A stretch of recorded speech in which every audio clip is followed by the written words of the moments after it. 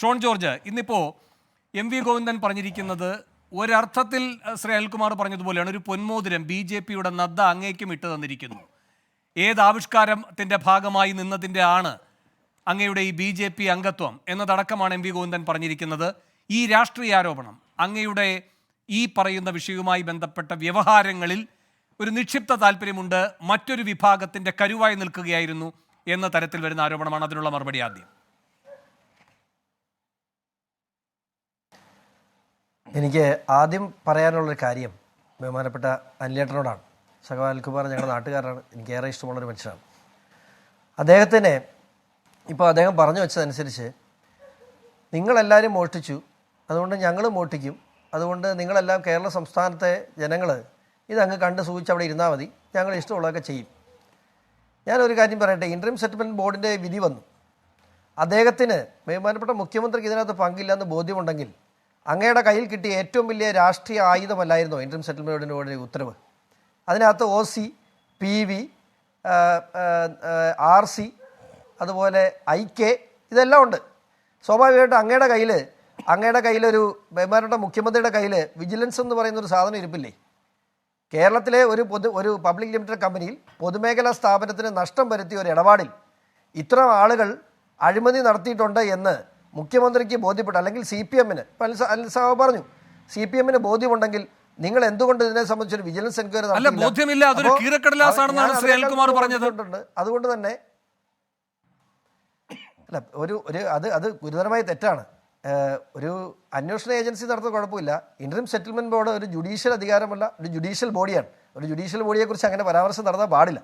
പിന്നെ ഇപ്പോൾ എന്നോട് ചോദിച്ച ചോദ്യത്തിനുള്ള മറുപടി, ഞാൻ ഈ പരാതി നൽകിയത് 9-ാം മാസമാണ്, അതായത് സെപ്റ്റംബർ മാസത്തിൽ. ഒക്ടോബർ മാസത്തിൽ എനിക്ക് മിനിസ്റ്റർ ഓഫ് കോർപ്പറേറ്റ് അഫയേഴ്സിൽ നിന്നും എനിക്കൊരു കത്ത് ലഭിച്ചു, താങ്കളുടെ പരാതി ലഭിച്ചു. ആ പരാതിയുടെ അടിസ്ഥാനത്തിൽ ഇതിന് റിപ്പോർട്ടിനായി കമ്പനീസ് റീജിയണൽ ഡയറക്ടർക്ക്, സൗത്ത് റീജിയണൽ ഡയറക്ടർക്ക് അയച്ചിട്ടുണ്ട്. അതിനുശേഷം 2023 12-ാം മാസം ഡിസംബർ മാസം 13-ാം തീയതിയാണ് ഞാൻ ബഹുമാനപ്പെട്ട ഹൈക്കോടതിയിൽ അന്വേഷണം ആവശ്യപ്പെട്ട് SFIO അന്വേഷണം ആവശ്യപ്പെട്ടുകൊണ്ട് ഞാൻ ഹർജി ഫയൽ ചെയ്ത്. ആ ഹർജി ഫയൽ ചെയ്ത് 13-ാം തീയതി 18-ാം തീയതി അവിടുത്തെ കന്നം നിർത്തിക്കൊണ്ട് ബഹുമാനപ്പെട്ട സംസ്ഥാന മന്ത്രിസഭ ഓർഡർ എടുത്തു.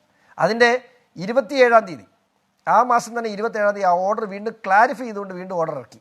2019 കേന്ദ്ര സർക്കാർ ഇത്തരത്തിലുള്ള മൈനിങ് PSUs വഴി മാത്രം, അതായത് പബ്ലിക് സെക്ടർ അണ്ടർടേക്കിംഗ് വഴി മാത്രമേ പാടുള്ളൂ എന്ന് പറഞ്ഞ ഓർഡർ 5 വർഷം പൂഴ്ത്തിവെച്ചതിന് ശേഷമാണ് 2023 ഡിസംബർ മാസം 18-ാം തീയതി, നിങ്ങൾ ഓർഡർ പരിശോധിച്ചു, 18-ാം തീയതി ഓർഡർ ഇറക്കിയത്.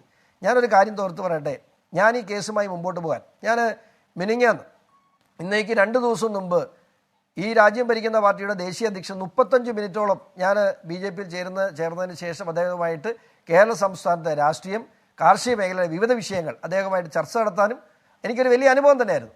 അത് മുഴുവൻ കേൾക്കാനും അതിനൊരു പരിഹാരം ഉണ്ടാക്കി തരാമെന്ന് വാക്ക് നൽകി ആണ് എന്നോട് പോകുന്നത്. എനിക്ക് അവിടെ വെച്ച് ഈ കേസിൻ്റെ കാര്യം പറയാമായിരുന്നു. എനിക്ക് ഈ കേസിനെ സംബന്ധിച്ച് എനിക്ക് നല്ല ബോധ്യമുണ്ട്. അതിനുപരി ഇതെവിടെ കൊണ്ട് എത്തിക്കാൻ കഴിയുമെന്ന് എനിക്ക് നല്ല വിശ്വാസമുള്ളത് കൊണ്ട് തന്നെ ഞാനത് ഒരിക്കലും അദ്ദേഹത്തിനടുത്തൊരു പരാമർശിക്കാൻ പോലും ഞാൻ തയ്യാറായില്ല.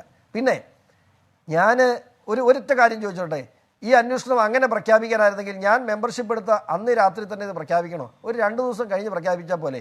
ഇപ്പോൾ CPM-ന്റെ സംസ്ഥാന സെക്രട്ടറി സഖാവ് പറഞ്ഞ പോലെ അന്ന് തന്നെ ഈ അന്വേഷണ ഓർഡർ പ്രഖ്യാപിച്ചുകൊണ്ട് വരാൻ എനിക്ക് ഒരു മനസ്സുഖമെല്ലാം കിട്ടുമോ? ഈ വർഷം ഈ ഫെബ്രുവരി മാസം 12-ാം തീയതി കോടതിയിൽ കേസ് വരുന്നുണ്ട്. അതിനു മുമ്പ് എപ്പോഴാണെങ്കിലും ഉത്തരവ് പ്രഖ്യാപിച്ചാൽ മതി. അതുകൊണ്ട് തന്നെയാണ് ഇതിനെ രാഷ്ട്രീയമായും ഈ നടത്തിയിട്ടുള്ള എൻക്വയറിയായും കഴിഞ്ഞ മാസം 15-ാം തീയതി കോടതിയിൽ കേസ് വന്നപ്പോൾ ഹൈക്കോടതി അഭിഭാഷകൻ DSCയുടെ ചുമതലയുള്ള വ്യക്തി അവിടെ വന്ന് പ്രസൻറ്റ് ചെയ്ത് 210 അനുസരിച്ചുള്ള എൻക്വയറി ഞങ്ങൾ ഓർഡർ ചെയ്തിട്ടുണ്ട്. SFIO സംബന്ധിച്ച് അഭിപ്രായം പറയാൻ 2 ആഴ്ച സമയമാണ് ചോദിച്ചത്. ആ 2 ആഴ്ച സമയം ആകുന്നുള്ളൂ. അതിനു മുമ്പ് SFIO അന്വേഷണം ഇറക്കിക്കൊണ്ട് ബഹുമാനപ്പെട്ട കോർപ്പറേറ്റ് അഫയേഴ്സ് മന്ത്രാലയം ഇത്തരത്തിലൊരു ഓർഡർ ഇറക്കിയത് അത് രാഷ്ട്രീയമാണ്. ഇനി പറയാൻ കഴിയുന്ന ഏക കാര്യം അതേ ഉള്ളൂ, ഷോൺ ജോർജിൻ്റെ രാഷ്ട്രീയമാണ്. എന്നെ സംബന്ധിച്ച് ഞാൻ പറയാമല്ലോ, ലോക്സഭാ ഇലക്ഷൻ വരുന്നു, ഞാനൊരു രാഷ്ട്രീയ പാർട്ടിയുടെ അംഗമാണ്. എന്നെ രാഷ്ട്രീയ പാർട്ടിയെ സംബന്ധിച്ച് എനിക്ക് എൻ്റെ ലോക്സഭാ തെരഞ്ഞെടുപ്പിൽ കൃത്യമായ രാഷ്ട്രീയം ഉണ്ടാകണം. എന്നോടൊപ്പം നിൽക്കുന്ന, എൻ്റെ പാർട്ടിയോടൊപ്പം നിൽക്കുന്ന നൂറുകണക്കിന് പ്രവർത്തകരുണ്ട്, അവർക്കൊരു രാഷ്ട്രീയം ഉണ്ടാകണം. അതുകൊണ്ട് തന്നെ BJP-യുമായി കഴിഞ്ഞ ഡിസംബർ മാസം 9-ാം തീയതി എൻ്റെ പാർട്ടിയുടെ സംസ്ഥാന കമ്മിറ്റി ചേർന്നാണ് BJP-യായിട്ട് ഡിസ്കഷൻ നടത്താൻ തീരുമാനിച്ചത്. അവർക്ക് കത്ത് നൽകി. ആ കത്തിൻ്റെ അടിസ്ഥാനത്തിലാണ് കഴിഞ്ഞ ദിവസം ഡൽഹിയിലെത്തിയതും 2 ദിവസം അവിടെയുള്ള ദേശീയ നേതാക്കളുമായി ചർച്ച ചെയ്തതിന് ശേഷം പാർട്ടി ലയിപ്പിക്കാനും അതിനുശേഷം മെമ്പർഷിപ്പും BJP-യിൽ നിന്ന് കൈപ്പറ്റിയത്. അപ്പോൾ ഏതെങ്കിലും തരത്തിൽ ഇതിനെ രാഷ്ട്രീയപരമായി ബന്ധിപ്പിക്കാം എന്നൊക്കെ കരുതിയാൽ കേരള സമൂഹത്തിന് ഇപ്പോൾ ഈ കാര്യത്തിൽ ഏറെക്കുറെ നല്ല ബോധ്യം വന്നിട്ടുണ്ട്.